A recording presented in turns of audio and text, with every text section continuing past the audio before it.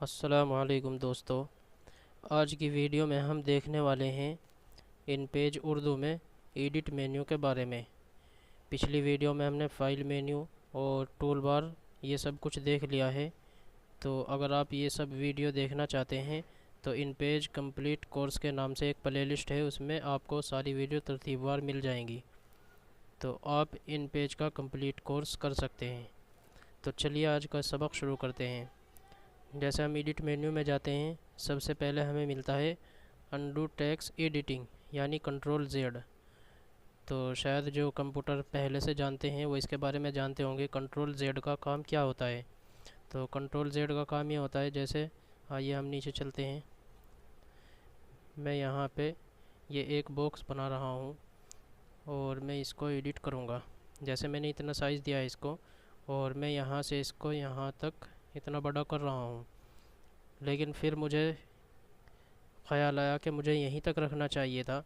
तो उसके लिए हम कंट्रोल जेड दबाएंगे तो ये वापस यहीं पे आ जाएगा। या फिर अगर शॉर्टकट का इस्तेमाल नहीं करना चाहते हैं तो एडिट में जाएंगे और इस पर क्लिक कर देंगे तो ये वापस यहाँ तक आ जाएगा। चलिए आगे देखते हैं हम। यहाँ पे मिलता है कट कॉपी। तो ये भी शायद आप जानते होंगे, कंट्रोल एक्स इसका शॉर्टकट है। और कॉपी, ये कॉपी कर देता है। आइए इनको देखते हैं अच्छी तरह से। जैसे ये एक बॉक्स है, अगर मैं इसको सेलेक्ट करके यहाँ से कंट्रोल एक्स कर दूँ तो ये गायब हो जाएगा, यानी ये कॉपी हो गया है। और अगर मैं इसको पेस्ट करना चाहूँ यहीं पर तो कंट्रोल वी से पेस्ट करेंगे, या फिर एडिट मेन्यू में ही यहाँ पे हमें मिलता है पेस्ट। तो यहाँ पे हम क्लिक कर देंगे तो ये यहाँ पे आ जाएगा। आइए देखते हैं, कट को हमने देख लिया है। कॉपी, कॉपी का भी सेम काम यही होता है, लेकिन फ़र्क इतना है जैसे हम इसको यहाँ पे कंट्रोल सी से कॉपी करते हैं तो यहाँ से कट नहीं होता है, ये यहाँ रहेगा।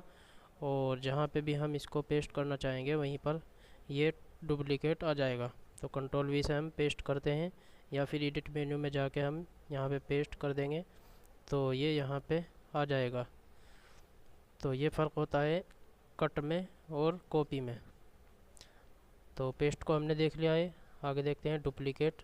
तो इसका भी सेम काम यही होता है जो कॉपी का है, लेकिन इसमें कुछ फ़र्क है। आइए उसको भी देखते हैं। जैसे हमने ये बॉक्स सेलेक्ट किया है, या फिर ये दो बॉक्स है हमारे पास, एक को मैं डिलीट कर रहा हूँ। चलिए इसको डिलीट कर देता हूँ मैं। चलिए इसको मैंने सेलेक्ट कर लिया है। एडिट मेन्यू में जाएंगे और डुप्लिकेट में जाएंगे। तो यहाँ पे कॉपी और डुप्लिकेट में ये फ़र्क है कि यहाँ पे हम एक साथ कई सारी कॉपी कर सकते हैं, जबकि हम अगर कॉपी करते हैं तो हम कंट्रोल वी जैसे ही दबाएंगे तो सिर्फ़ एक कॉपी हमारे सामने आएगी। तो यहाँ पे हम नंबर डाल देंगे, रो हमें कितनी चाहिए। तो यहाँ से लंबाई की तरफ या इधर से इधर की तरफ जो चलती है उसको रो बोलते हैं। तो हमें रो चाहिए कितनी, जितना भी हमें चाहिए होगी इतना हम यहाँ पे नंबर डाल देंगे। जैसे मुझे 6 चाहिए। और कॉलम जो ऊपर से नीचे की तरफ ऐसे चलते हैं खाने, तो उनको कॉलम बोलते हैं। तो ये मुझे 3 चाहिए। यहाँ पे हमने नंबर डाल दिया है। और यहाँ पे स्पेसिंग है कितने फासले के साथ चाहिए, तो मैं यहाँ पे 0.5 नंबर डाल देता हूँ। ये ठीक है, नॉर्मल रहता है। अगर आपका बॉक्स छोटा है तो आप 1 इंच भी इसको ले सकते हैं, वो साइज़ के हिसाब से खुद देख लीजिएगा। तो जैसे ओके करेंगे तो ये हमारे सामने कॉपी हो चुकी है। अब हम इनको उठाकर जहाँ पे रखना चाहें वहाँ पे रख लेंगे ऐसे। तो कॉपी और डुप्लिकेट में ये फ़र्क होता है। क्लियर में ये इसमें डिलीट लिखा हुआ है, कीबोर्ड में एक बटन रहता है डिलीट, तो उससे भी हम डिलीट कर सकते हैं, वरना कीबोर्ड में आगे क्लियर कर देंगे तो ये सब डिलीट हो चुके हैं। आइए एडिट में चलते हैं। यहाँ पे मिलता है सेलेक्ट ऑल। कंट्रोल इसका कंट्रोल ए शॉर्टकट है। तो जो कंप्यूटर जानते हैं वो इसको अच्छी तरह जानते हैं। जैसे मैं यहाँ पे, एक तरीक़ा तो ये होता है सेलेक्ट करने का कि हम इसको ऐसे माउस के ज़रिए जितना सेलेक्ट करना चाहें इतना कर सकते हैं। मान लीजिए मुझे इसको डिलीट करना है तो हम माउस के ज़रिए इसको इतना सेलेक्ट करेंगे और डिलीट कर देंगे। लेकिन अगर हमें पूरा ही सेलेक्ट करना है तो उसके लिए हम कंट्रोल ए दबाएंगे। कंट्रोल ए जैसे ही दबाया तो ये पूरा सेलेक्ट हो गया। अब हम इसको डिलीट करना चाहें डिलीट कर सकते हैं, और इनके दरमियान फासला वासला जो भी एडिटिंग करना चाहें हम कर सकते हैं। आइए आगे देखते हैं। फाइंड एंड रिप्लेस, तो कंट्रोल एफ इसका शॉर्टकट है। तो ये बहुत काम की चीज़ है। अगर हम कोई किताब लिख रहे हैं और कोई लफ्ज़ ऐसा है जो बार बार आ रहा है या कोई लफ्ज़ गलत हो गया है तो उसको हम आसानी के साथ तलाश करके और सही कर सकते हैं।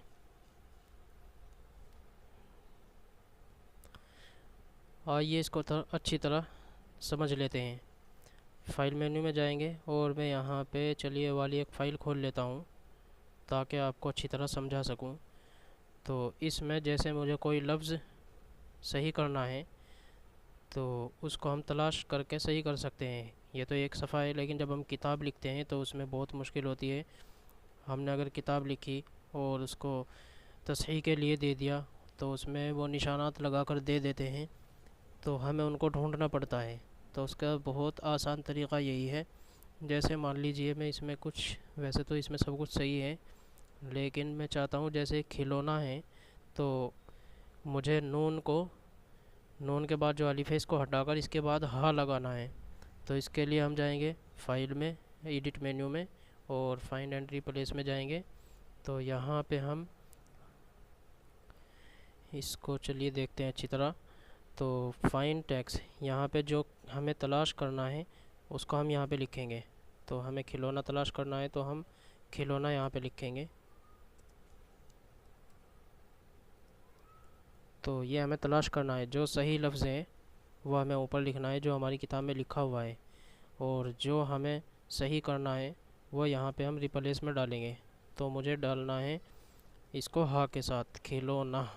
तो ये मैंने लिख दिया है।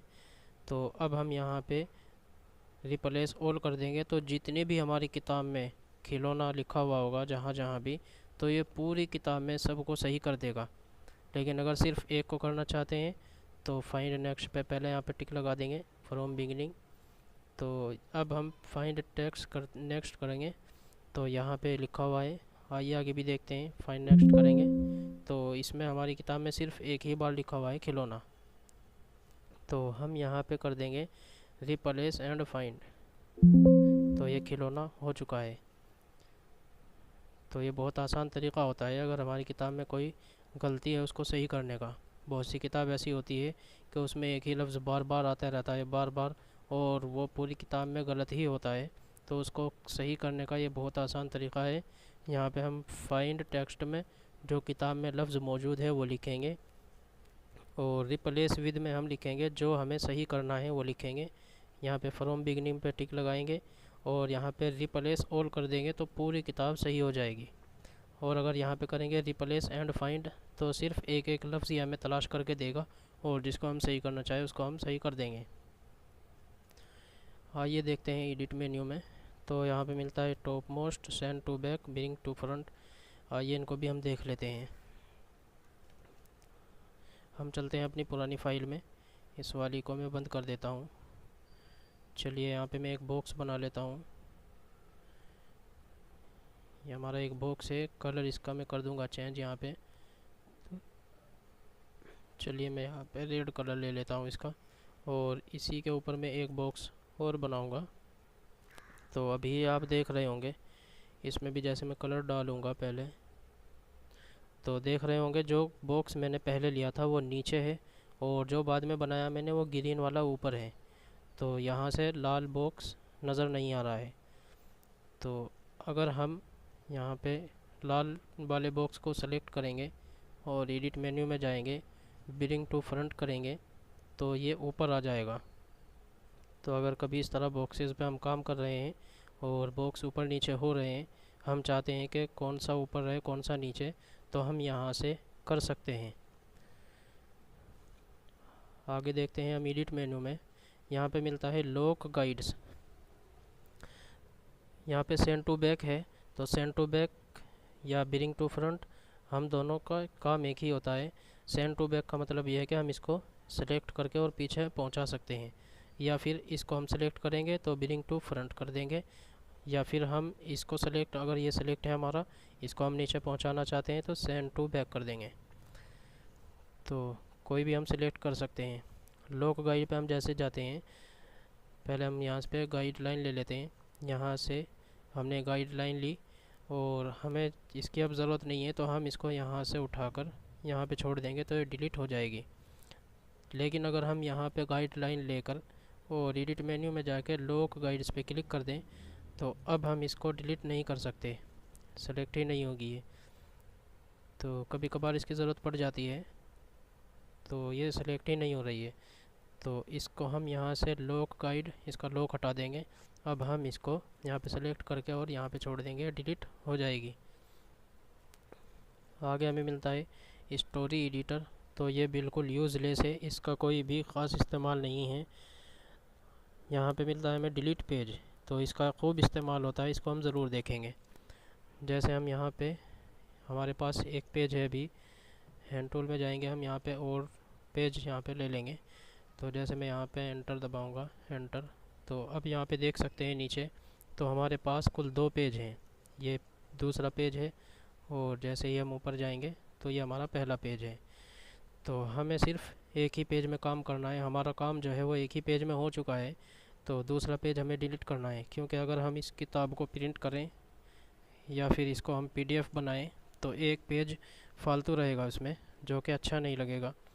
तो इसलिए हम इसको एडिट मेन्यू में जाएंगे और डिलीट पेज पे जाएंगे। तो यहाँ पे फ्रॉम पेज, तो अभी तो क्योंकि हमारे पास सिर्फ 2 ही सफ़े हैं, अगर हम कोई किताब लिख रहे हैं तो उसमें बहुत सारे सफ़े होते हैं, तो उसमें यहाँ पे हम नंबर डाल के डिलीट कर सकते हैं कि कौन सा पेज हमें डिलीट करना है। तो फ्रॉम पेज में हम यहाँ पे जो पेज डिलीट करना है, जहाँ से डिलीट करना है वो डालेंगे। तो हमें सिर्फ दूसरा पेज डिलीट करना है। टू पेज, कहाँ तक डिलीट करना चाहते हैं, कितने पेज डिलीट करना चाहते हैं, तो हम सिर्फ दूसरा ही करना चाहते हैं। यहाँ पे ओके करेंगे तो एक बार और ये इजाज़त ले रहा है, रियली डिलीट पेज, यानी सच में डिलीट करना चाहते हैं, तो हम ओके कर देंगे। तो अब यहाँ पे नीचे देख सकते हैं कि हमारे पास सिर्फ एक पेज बाकी रह गया है। आगे देखते हैं एडिट मेन्यू में, तो प्रेफरेंस, इसको हम इंशाल्लाह कल तफसील के साथ पढ़ेंगे, क्योंकि ये ख़ास कमांड है और इसमें बहुत अच्छी, बहुत ज़रूरी चीज़ है।